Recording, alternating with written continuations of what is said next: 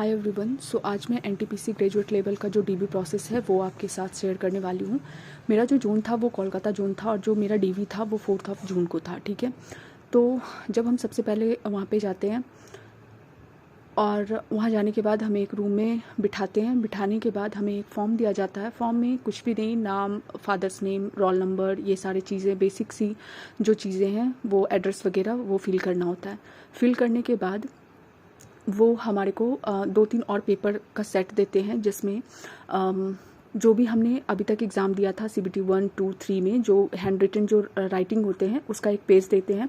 फिर आपको एक पेपर दिया जाता है जिसमें लिखा हुआ रहता है, 2-3 कॉलम बना हुआ होगा। उसमें आपको जो भी हैंड राइटिंग जो हमने लिखा था एग्ज़ाम के टाइम में उसको देख के वहाँ पे भरना होता है। ठीक है, अगर आपने CBT 1, 2 फिर साइको टेस्ट एंड टाइपिंग क्योंकि 2 बार हुआ था तो 2 बार वो सारा लिखना होगा। ठीक है, जितने बार आपने एग्ज़ाम दिया है उसमें जो भी हैंड राइटिंग आपने लिखा है वो सारा उसमें लिखना होगा। उसके बाद लिखने के बाद वहाँ पे एक क्या बोलूँ, बोर्ड है। बोर्ड में सारा कुछ लिखा हुआ है कि किस तरह से आपको वो सारा अपनी तरफ से भी जो भी पेपर उनको देना होगा वो आपको दे देंगे। उसके बाद वहाँ एक बोर्ड होगा, बोर्ड में नंबर वाइज 2 सेट बना होगा कि कैसे कैसे आपको नंबर वाइज पेपर को अरेंज करना है, वो सारा लिखा होगा। वहाँ पे आपको देख देख के जो है सारा पेपर आपको अरेंज करना है। अरेंज करने के बाद वहाँ पे क्योंकि जो हमारा डॉक्यूमेंट्स हमें अपलोड करने के लिए बोला गया था वो सिर्फ 10th का सर्टिफिकेट, 12th का सर्टिफिकेट, ग्रेजुएशन एंड एडिशनल जो भी आपके पास है वो है। ठीक है, वहाँ पे हमने मार्कशीट ऐड नहीं किया था क्योंकि वहाँ पे मार्कशीट नहीं लिखा हुआ था, तो हमने मार्कशीट अपलोड नहीं किया हुआ था। ठीक है, लेकिन जब वहाँ पे आप जाओगे तो आपको मार्कशीट का भी 10th, 12th, ग्रेजुएशन और जो भी है, जैसे मेरा पीजी था तो मुझे पीजी का भी मार्कशीट वहाँ पे देना पड़ा। वो सारा अरेंज करके फिर वहाँ से आपका वहाँ पे जब आप पूरा प्रोसेस कर लोगे, पेपर को अरेंज कर लोगे, फिर एक एक करके आपको बुलाएंगे आपके जो क्या बोलते हैं आईडी के चेक करने के लिए जो वेरिफिकेशन होता है बायोमेट्रिक्स। ठीक है, वो कराएंगे। वो 3 जितना भी आपने टेस्ट दिया होगा जैसे कि CBT 1, CBT 2 और साइको और टाइपिंग वगैरह, तो जिसका है उसके हिसाब से जो है वो 3-4 कंप्यूटर लगे हुए हैं। जिसने जितना टेस्ट दिया है, अगर किसी ने साइको स्किप किया है तो उसका 2 बार ही बायोमेट्रिक्स होगा। जिसने अगर 3-4 बार दिया है तो उस तरह से वो बायोमेट्रिक्स जितना आपने एग्ज़ाम दिया उस तरह से आपका बायोमेट्रिक्स होगा। CBT 1 के लिए अलग बायोमेट्रिक्स होगा, CBT 2 का अलग बायोमेट्रिक्स होगा और साइको टाइपिंग और उसका जो है वो बायोमेट्रिक्स अलग होगा। यानी कि 3 वहाँ पे कंप्यूटर्स थे और 3 बार आपका बायोमेट्रिक्स हो रहा था। उतना क्लियर करने के बाद आपका फेस आइडेंटिफिकेशन और जो भी है थंब वगैरह सारा बायोमेट्रिक्स होने के बाद वहाँ पे आपको एक बैंड देते हैं। ठीक है, वो बैंड का मैं जो पिक्चर है वो अपलोड कर दूँगी, मतलब दिखा दूँगी कि किस तरह का बैंड होता है वहाँ पे। हाँ, मेरे साथ एक प्रॉब्लम हो गई थी कि वहाँ जो है जैसे आप लिखते हो ना, एक तो पहले मेरा जो थंब इम्प्रेशन है वहाँ पे थोड़ा सा प्रॉब्लम हो रहा था क्योंकि मेरा जो हैंड में थोड़ा सा थंब में कट सा लग गया था। ठीक है, तो उसके लिए मेरा अच्छे से बायोमेट्रिक्स हो नहीं रहा था। उसके लिए वो बहुत प्रॉब्लम डांट रहे थे कि ये कैसे कट हो गया। तो उसके लिए थोड़ा सा अगर आपका आगे डीवी है तो अंगूठा वगैरह बचा के रखना। ठीक है, एंड दूसरा क्या हुआ कि जैसे आप फॉर्म फिल करते हो तो मेरा क्या हुआ कि पेन्स का जो है इंक मेरे थंब में लग गया था। उसके लिए भी वो बोल रहे थे कि कैसे लग गया, फिर वो पानी से वॉश वगैरह करवा के फिर अच्छे से मतलब हो जाएगा, सही हो तो हो ही जाएगा। ठीक है, लेकिन वो प्रॉब्लम क्रिएट कर रहे थे। फिर वो बैंड मिलने के बाद आपको वो भेजेंगे डॉक्यूमेंट वेरिफिकेशन के लिए, जो ओरिजिनल डॉक्यूमेंट वेरिफिकेशन है। यहाँ का इतना प्रोसेस हो गया, जब एक रूम में बिठाएंगे बस इतना सा प्रोसेस है। बैंड मिलने के बाद आपको ओरिजिनल डॉक्यूमेंट्स लेके जाना है अदर रूम में। वहाँ पे वो सारा आपसे पूछेंगे कि क्या आपका डॉक्यूमेंट सारा अपलोडेड है, जो भी अपलोड करने के लिए कहा गया था। ठीक है, तो यहाँ पे बहुत सारे बच्चों का प्रॉब्लम यही हो रहा था क्योंकि वहाँ पे जो हमें अपलोड करने के लिए डॉक्यूमेंट बोला गया था वेबसाइट पे, जो भी लिस्ट दी हुई थी सब वही करके आए थे। 10th का सर्टिफिकेट, 12th का सर्टिफिकेट और ग्रेजुएशन और एडिशनल अगर उन्होंने कुछ डाला है तो। ठीक है, मार्कशीट मतलब बहुत कम ही ऐसे थे जिसने मार्कशीट डाला हुआ था वहाँ पे, जिसको पहले से पता अगर है, किसी ने 1-2 वीडियो देखा होगा तो वही मार्कशीट डाल के आया था। अदरवाइज सब ने उतना ही जितना उसमें लिखा हुआ था उतना ही करके आए थे। तो मुझसे पहले पूछा कि अपलोड है तुम्हारा डॉक्यूमेंट्स, मैंने बोला हाँ सारा अपलोडेड है। क्योंकि जितना लिखा हुआ था मैंने अपलोड किया हुआ था, तो मुझे ये नहीं पता था कि वहाँ पे आपको मार्कशीट भी अपलोड करना है, ठीक है। फिर वो सारा चेक वेक करने लगे। फिर जब लास्ट में वो ये सर्टिफिकेट वगैरह चेक कर रहे थे ओपन कर करके, जैसे कि अगर मैंने 10th का किया तो 10th का ओपन करके वहाँ पे भी देखा, फिर ओरिजिनल से वो मैच कर रहे थे। फिर जब सारा डॉक्यूमेंट्स मतलब चेक कर लिया, उसके बाद फिर वो मार्कशीट मांगने लगे। तो मार्कशीट मांगा, तो फिर वहाँ पे मार्कशीट तो मैंने अपलोड किया नहीं था, तो वो बोले मार्कशीट है कहाँ तुम्हारा यहाँ पे, मतलब बहुत डांट रहे थे। तो मुझे वहाँ पे बोला कि मार्कशीट कहाँ है, तो मैंने बोला सर मार्कशीट तो वहाँ पे था नहीं।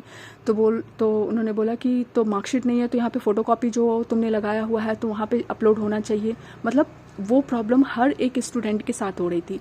और मुझे थोड़ा सा लगा जिस टाइम हमारा हो रहा था उसमें अराउंड 6 to 7 पर्सन थे जो चेक कर रहे थे, उसमें से 2 ही सिर्फ पोलाइटली बात कर रहे थे, बाकी सारे रूडली बात कर रहे थे। और गर्ल्स के साथ तो थोड़ा सा पोलाइट थे, लेकिन बॉयज़ को तो इतना साउट कर रहे थे और इतना कर रहे थे, और लड़कों को तो बहुत कुछ सुना रहे थे, ठीक है। तो मुझे भी डांटा कि अभी तो तुमसे मैंने पूछा कि डॉक्यूमेंट्स कहाँ है, डॉक्यूमेंट्स अपलोडेड है। तो मैंने बोला सर जो भी उस पर लिखा हुआ था जब हम अपलोड कर रहे थे, जो भी डॉक्यूमेंट्स मेंशन था वो मैंने अपलोड किया है। तो फिर वो मुझे बोलने लगा अभी मैंने तुमसे पूछा था कि मार्कशीट कहाँ पे है, तो फिर उन्होंने बोला अभी अपलोड करो, ठीक है। तो मुझे वहाँ पे नेट मतलब अपलोड तो कर सकते थे, लेकिन ये होता है ना कि सामने वाला आपको इतना प्रेशर में कर देता है कि कुछ आता वो अभी आपको नहीं आ रहा था, ठीक है। तो फिर मैंने वहीं से अपने भाई को मैसेज किया, फिर उसे बताया कि ये अपलोड करना है। उसने फटाफट सारा डॉक्यूमेंट्स अपलोड कर दिया।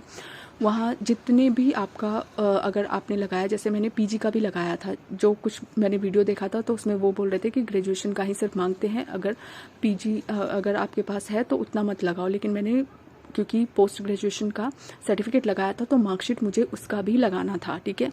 तो वो सारा मार्कशीट के साथ उन्होंने अपलोड करवाया। उसके बाद आया कास्ट सर्टिफिकेट, मेरा ओबीसी है।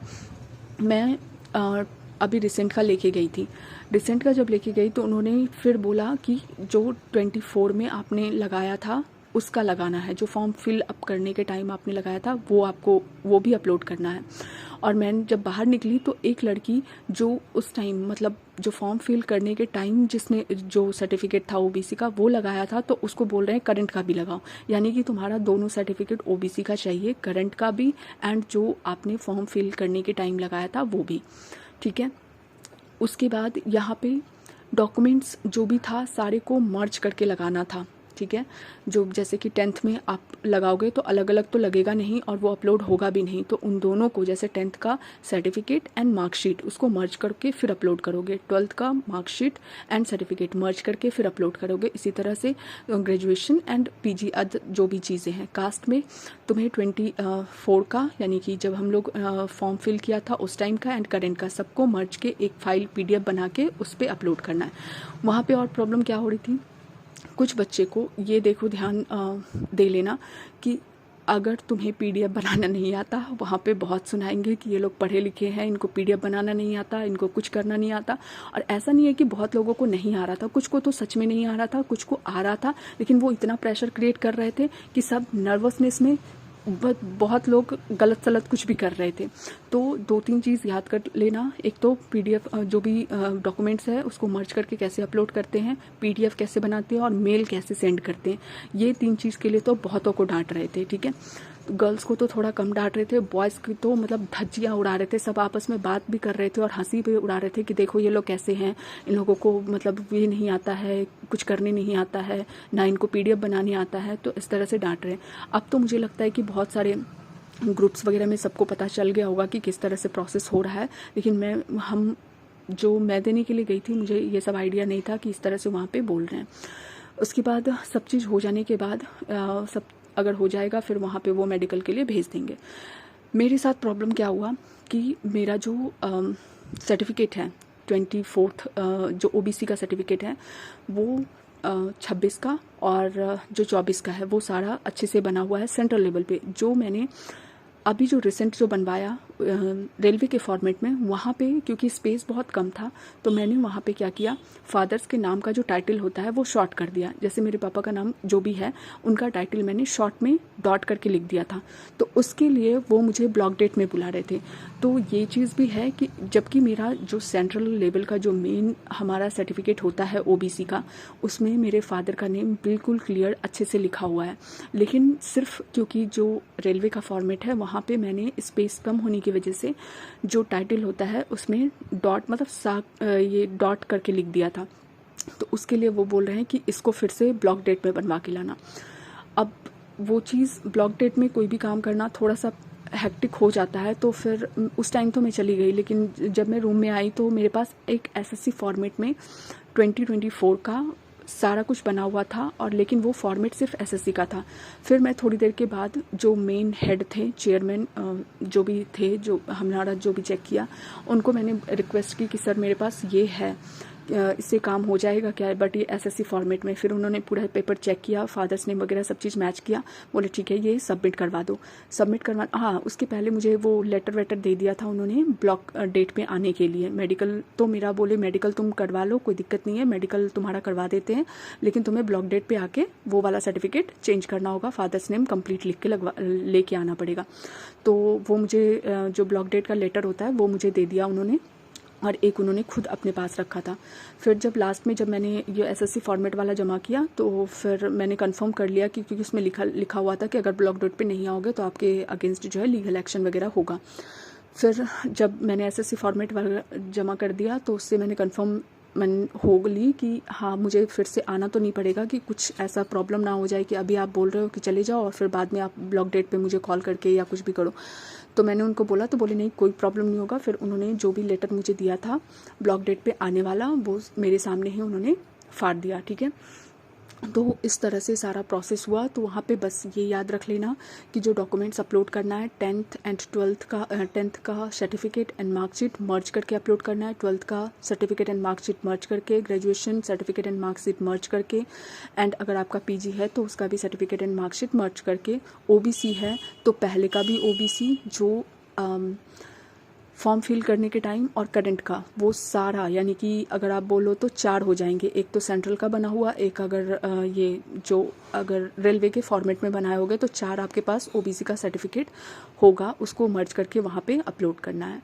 बाकी सारा कुछ ठीक था, बस थोड़ा सा मुझे जो बिहेवियर था 2 को छोड़ के, सब तो वैसे नहीं थे, 2 को छोड़ के बाकी सारे बहुत ज़्यादा रूडली, मतलब गर्ल्स के साथ तो थोड़ा नॉर्मल भी थे, लेकिन गर्ल्स को भी मुझे भी मतलब सुना ही रहे थे, लेकिन गर्ल्स के साथ थोड़ा नॉर्मल था, उनका आवाज़ जो है उतना लाउड नहीं हो रहा था, लेकिन बॉयज़ को तो बहुत सुना रहे थे और इंसल्ट भी कर रहे थे कि कुछ नहीं आता इन लोगों को, ये वो, तो पीडीएफ बनाने अच्छे से आना चाहिए, ठीक है, मर्ज करने कैसे फाइल को मर्ज करते हैं डॉक्यूमेंट्स को वो, और मेल कैसे भेजते हैं वो पता होना चाहिए, ठीक है। बस इतना ही था। इसके बाद सारा प्रोसेस होने के बाद वो मेडिकल